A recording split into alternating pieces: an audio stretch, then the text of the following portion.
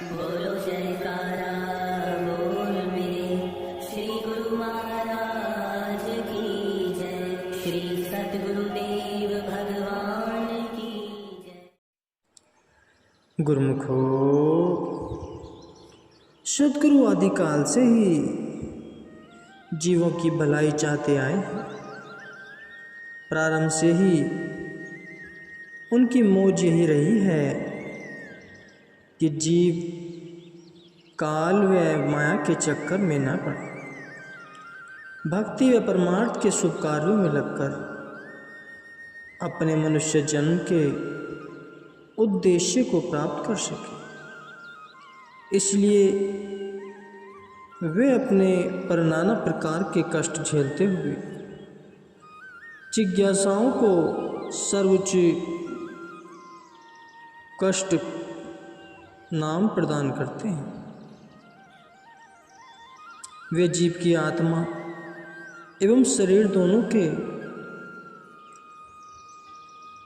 हित चिंतक होते हैं।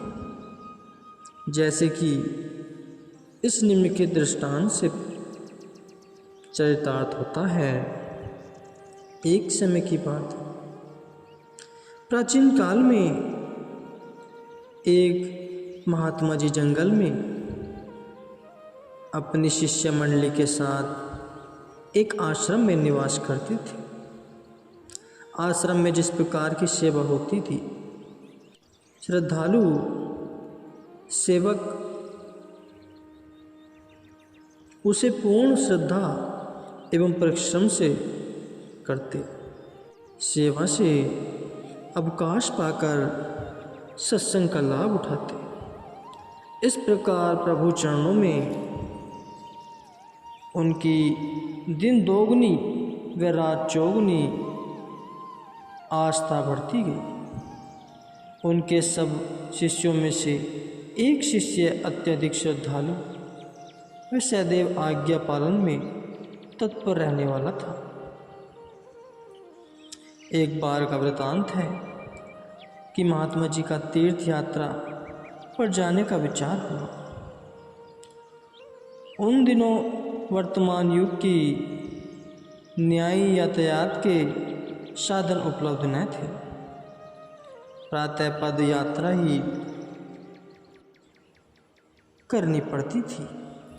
महात्मा जी ने चलते समय उस श्रद्धालु शिष्य को साथ ले लिया।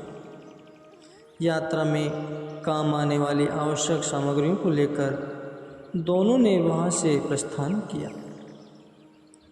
दिन भर पर्यटन करने के उपरांत रात्रि का जब आगमन हुआ, तब उन्होंने जंगल में ही विश्राम करना चाहा।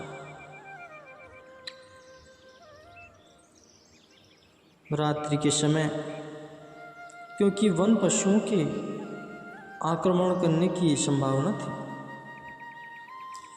अतः इस विचार से महात्मा जी ने शिष्य से कहा कि निरंतर यात्रा करने के कारण हम भी क्लांत हो चुके और तुम भी थक चुके प्रतीत होते हो।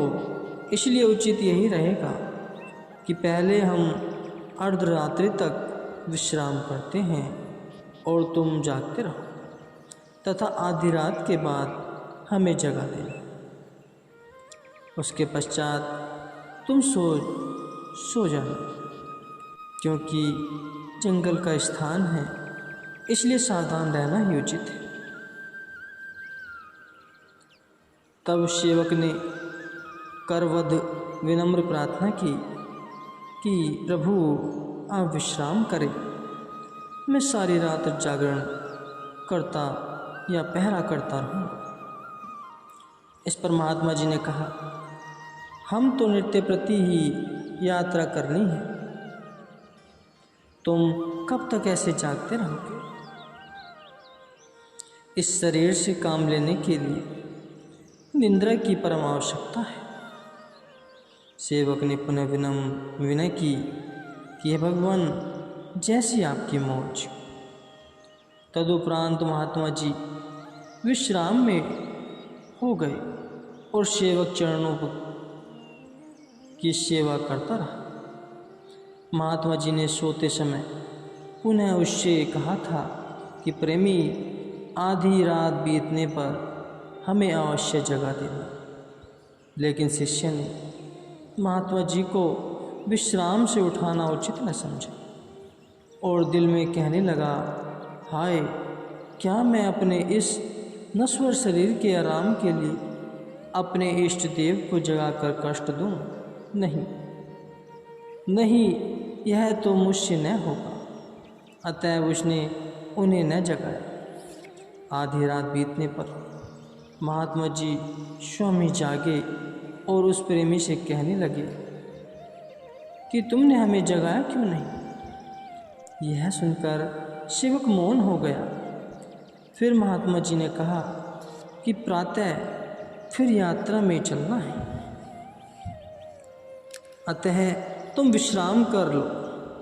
उनकी आज्ञा पाकर सेवक निंद्रा देवी की गोद में विश्राम पाने लगा। सेवक थका हुआ था। लौटते ही उसको गहरी नींद में घेर लिया। महात्मा जी जाग रहे थे। इतने में क्या हुआ कि झाड़ियों में से झड़झड़ाहट की ध्वनि सुनाई थी और तत्काल ही एक काला सर्प उधर आता हुआ दिखाई दिया। उसे देख महात्मा जी ने अंतर्दृष्टि से यह जान लिया कि यह किस कारण से इधर आ रहा है। उन्होंने सर्प से पूछा कि तुम इधर कहाँ जाना चाहते हो? तो सांप ने उत्तर दिया, यह जो आदमी निद्रावस्था में पड़ा है, इसके साथ मेरे कई जन्मों से लेन देन का व्यापार चल रहा है। मैं एक जन्म में सांप बनकर इसके गले का खून पीता हूँ, फिर दूसरे जन्म में मैं आदमी बनता हूँ और यह सांप बनकर मेरे गले का रक्त पीता है। इसी नियम के अनुसार ही आज फिर उसके गले का खून पीने आया हूँ। अतः आप इसमें कोई बाधा की दीवार खड़ी न करें तथा मुझे अपना बदला लेने दें। तब महात्मा जी ने पुनः सांप से पूछा, तुमने इसके गले का खून ही लेना है या इसको काटना है? सर्प ने उत्तर में कहा कि मुझे काटने से कोई विशेष प्रयोजन नहीं।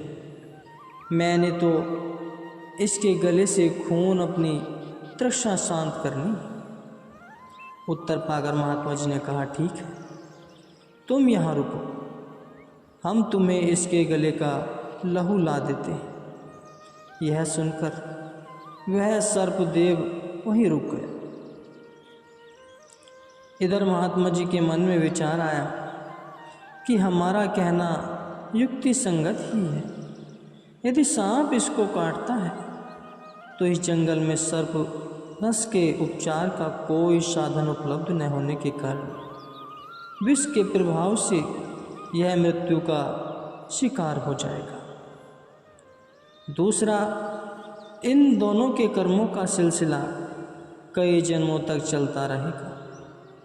भविष्य के परिणाम को सोचकर महात्मा जी ने अपने सामान में से चाकू निकाला और सेवक की छाती पर बैठकर उसके गले से खून निकालने लगे।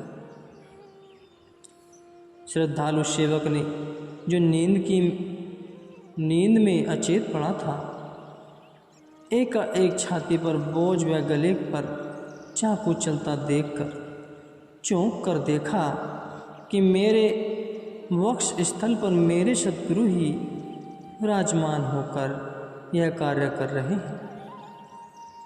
उसने तुरंत ही अपनी आंखें मूंद ली। वह दिल में सोचने लगा कि यदि अन्य कोई होता तो मैं उससे अवश्य पूछता, परंतु यह तो मेरे अपने ही परम हितैषी गुरुदेव विराजमान हैं।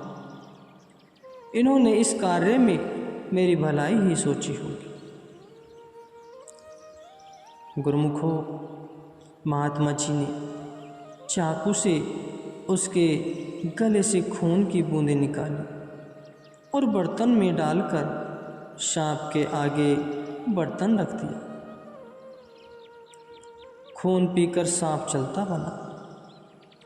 तब महात्मा जी ने अपने दुपट्टे में से कपड़ा फाड़कर सेवक के गले पर पट्टी बांध दी। प्रताप होने पर महात्मा जी ने सेवक को जगाया और दोनों सामान उठाकर यात्रा पर चल दिए। अब सद्गुरु द्वारा किए गए घाव की पीड़ा अनुभव होने पर भी सेवक ने किसी प्रकार की बात अपने गुरुजी से पूछनी उचित न समझी। यद्यपि सेवक के गले पर पट्टी बंधी हुई थी, 2-3 घंटे व्यतीत हो जाने पर भी जब सेवक ने कोई बात न पूछी, तब सद्गुरु जी से रहा न गया। कहने लगे कि रात को जब मैं तेरी छाती पर बैठकर गले पर चाकू चलाकर तेरा रक्त निकाल रहा था, उस समय आंखें खोलने पर भी तुमने हमसे कुछ न कहकर पुनः नेत्र मूंद लिए और अब तक भी उसी दशा में मौन धारण किए चल रहे हो, क्यों? तब सेवक ने विनती की, भगवान, मैं यदि किसी अपरिचित मनुष्य को अपने वक्ष स्थल पर बैठा, सीने पर बैठा देखता, तब तो मैं पूछता। मुझे तो इस बात का अचल विश्वास है कि आप सदैव मेरे कल्याण की ही सोचती, इसलिए उस अवस्था में भी आपको देखकर मेरे मन में कोई भी संकल्प पैदा नहीं हुआ। सेवक के विश्वास एवं प्रेम सने हुए शब्द सुनकर गुरुजी ने रात्रि वाली सब घटना कह सुनाई। यह सब सुनकर सेवक उनके चरणों में गिर पड़ा तथा प्रार्थना करने लगा कि हे प्रभु, मुझे तो पूर्ण विश्वास था कि आप हर प्रकार से मेरा हित ही करते आ रहे हैं और इस बात का प्रत्यक्ष प्रमाण यह रात वाली घटना है। अगर सांप मुझे रात को काट जाता तो उससे मेरी मृत्यु हो जाती, जिससे मैं आवागमन के चक्र में न भूल कब तक भटकता रहता। आप मेरे केवल शरीर के ही नहीं, मेरी आत्मा के भी परम हितैषी हैं। आपके उपकारों में से मैं कदापि उक्षण नहीं हो सकता। यह तो मेरा परम सौभाग्य है कि मुझे सुखों की खानी व परम कल्याणमयी आपकी शरण प्राप्त हुई है, जिससे मेरा यह लोक भी सुखप्रद व परलोक भी आनंदमय हो गया है। इस संपूर्ण कथा का तात्पर्य यह है कि किए हुए कर्मों का फल प्रत्येक दशा में जीव को भोगना ही पड़ता है, चाहे वे अच्छे कर्म हो अथवा बुरे। परंतु सद्गुरु की शरण में जाने से जीव के दुष्कर्म सूली से कांटा बन जाते हैं, जैसे कि आप ऊपर वाले दृष्टांत में पढ़ चुके हैं। वे भी तब जबकि जिज्ञासु प्रेम, श्रद्धा एवं निष्काम भाव से उनकी मौज व आज्ञा अनुसार जीवन व्यतीत कर रहे और सब प्रकार से अपने सद्गुरु पर निश्चय करके उन्हें अपना हितैषी समझे। तब सद्गुरु भी उस सेवक की गुप्त व प्रकट दोनों रूपों में हर प्रकार से रक्षा करते हैं, जिसका अनुभव उस सच्चे सेवक को ही होता है।